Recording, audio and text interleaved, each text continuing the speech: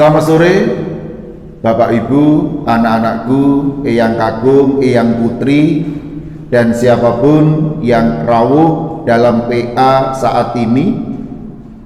Kami mengucapkan selamat tahun baru leksionari, karena saat ini kita telah masuk minggu Advent yang pertama. Berarti minggu ini adalah minggu tahun baru.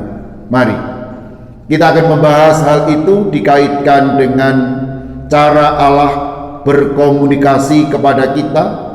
Kita buka dulu dalam doa. Kami bersyukur kepadamu Tuhan, karena Engkau kembali mengumpulkan kami di dalam PA online pada saat ini. Bersama-sama kami akan membahas Injil Yohanes terkait dengan Engkau menjadi manusia. Berkati diskusi kami, agar kami pun juga memahami cara Engkau berkomunikasi kepada kami. Di dalam nama Tuhan Yesus kami berdoa. Amin. Saudaraku, materi kita hari ini judulnya adalah cara Allah berrelasi.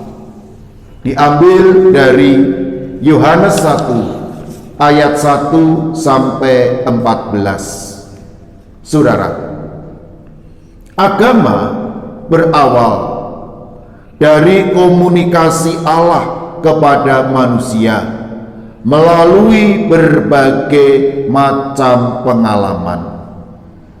Seorang filsuf, Mircea Eliade, mengatakan komunikasi Allah dalam pengalaman religius berbentuk kratofani, pewahyuan, hierofani, penampakan, dan teofani, penampakan sang sakral melalui berbagai bentuk benda atau sesuatu yang kelihatan.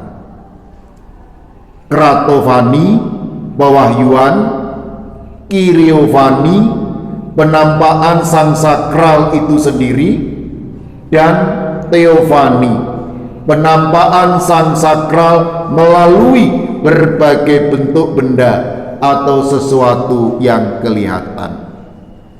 Agama kemudian bertumbuh dan berkembang melalui komunikasi para pemimpin kepada umatnya. Dengan demikian, komunikasi memiliki peran penting dalam kehidupan beragama. Di dalam agama Kristen, komunikasi itu dinampakkan melalui kehadiran Yesus Kristus ke dalam dunia.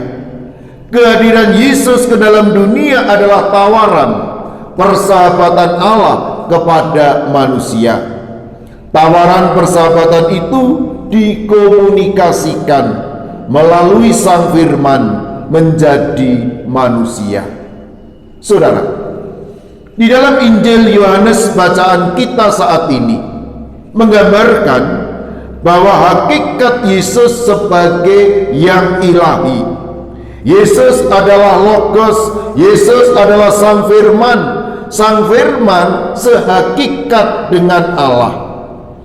Pemahaman ini menjadi salah satu dasar Alkitabiah tentang Allah Trinitas. Sang Sabda bersama dengan Allah berkarya menciptakan segala sesuatu. Sang Sabda menjadi sumber hidup. Karena mengasihi ciptaannya, Allah merancang jalan bagi manusia agar terjalin kembali relasi dengan Allah. Rancangan itu dilakukan dengan cara kreatif, nyaris tak terpikirkan oleh manusia, yaitu Allah hadir sebagai manusia. Tindakan Allah yang hadir sebagai manusia menegaskan bahwa Ia bukan Allah yang jauh dan dari kejauhan membiarkan manusia berkumpul sendirian. Ia bukanlah Allah yang sekedar berkomunikasi dengan titahnya lewat kata-kata, Ia bukanlah Allah yang menggema dari surga saja, yang tidak peduli dengan manusia. Ia adalah firman yang menjadi manusia. Inilah yang kemudian kita kenal dengan nama inkarnasi. Ingat, inkarnasi berbeda dengan reinkarnasi. Melalui peristiwa inkarnasi ditegaskan kebermanaan hidup manusia. Pada ayat yang ke-14 Yohanes mengatakan, diam di antara kita. Menarik saudara, kata diam di antara kita bahasa aslinya adalah berkemah, bertenda. Bertenda, berkemah adalah gambaran kesementaraan dan kerapuhan yang menjadi hakikat manusia. Demikian juga Yesus menghadirkan diri sebagai manusia juga memiliki hakikat kesementaraan dan kerapuhan. Ingat, sebagai manusia Yesus terikat pada ruang dan waktu. Yesus adalah orang Yahudi, berbahasa seperti Yahudi. Yesus dididik cara Yahudi, menjalankan proses sebagaimana orang Yahudi. Dia bersiarah ke bait Allah, membaca kitab suci.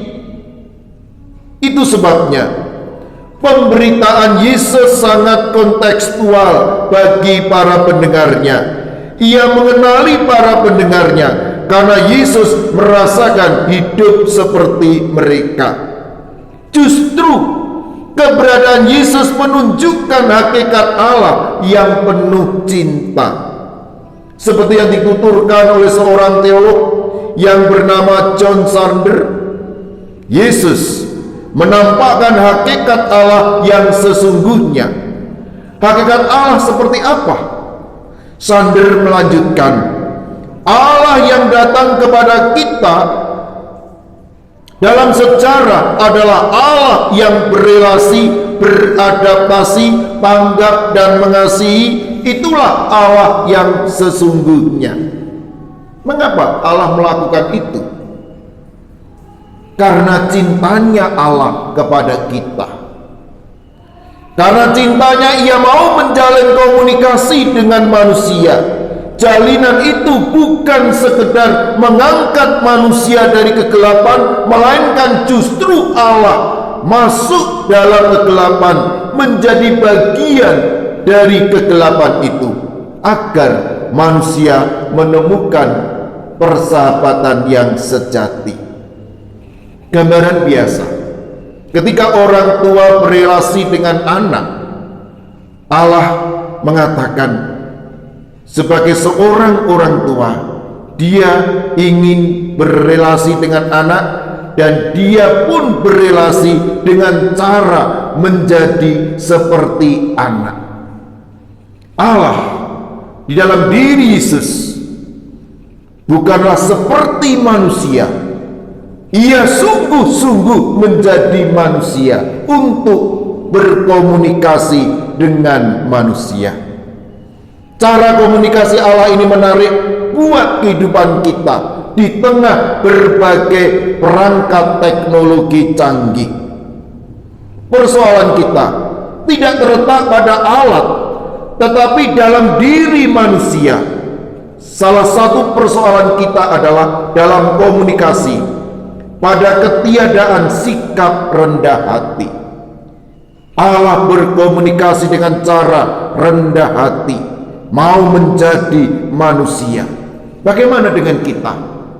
Komunikasi yang baik adalah jika kita mau rendah hati dan memiliki pola pikir seperti yang kita ajak bicara. Demikian Bapak dan Ibu saudaraku, mari kita lanjutkan dengan diskusi.